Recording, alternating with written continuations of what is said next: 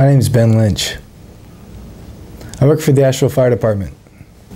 The reason I got into my line of work stems from when I was a young child. I was always fascinated with the fire trucks and the fire stations. I was an only child, raised by a single mom, and most of the male influences in my life at that time were firefighters, so going to work every day is, you can barely even really call it a job. It's fun going in every day. Lessons I've learned at work, we could probably talk about for an hour. One of the biggest things I've learned is when everything's going crazy and it's really easy to panic, the best thing you can do is stay calm, think about what's going on, and you usually do a lot better. You do it a lot quicker and a lot safer. I do plan on retiring. It's a long ways away. I still have 27 years before I retire.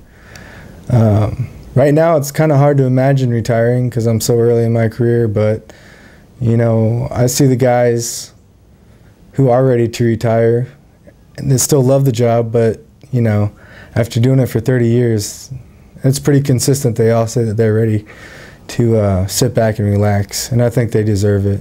There's quite a few favorite stories I have. One that stands out was one of the first big fires that I had. It was a 2-story brick building, kind of like the ones you see downtown. The first floor was a commercial. They ran, I think, a dress shop out of the bottom, and up top they were residential up there. They had some apartments up there. My truck was maybe the third to get there, and as we pulled up, it looked like there was flames shooting through the roof. But we pulled in front of the building, looked in all the windows, and you couldn't see any fire in there. So that kind of boggled me. At that point, we had someone coming down from the residential portion upstairs, banging on the window. We got them out of there, and they said that they weren't sure if their friend was still upstairs sleeping or if he'd gotten down. So we sent a search crew upstairs. I was part of that search crew. We were upstairs searching. At that point, there was no fire. None of us had still seen any fire on the inside of the building, but the smoke was thick and getting thicker by the minute. You couldn't really see your hand if you held it out in front of you. We were doing a search. It's called a left to right-handed search. It's when you're on your knees and you're searching and you got a hold of the wall so you don't get disoriented. And that's what you do when you can't see anything, so you don't get lost.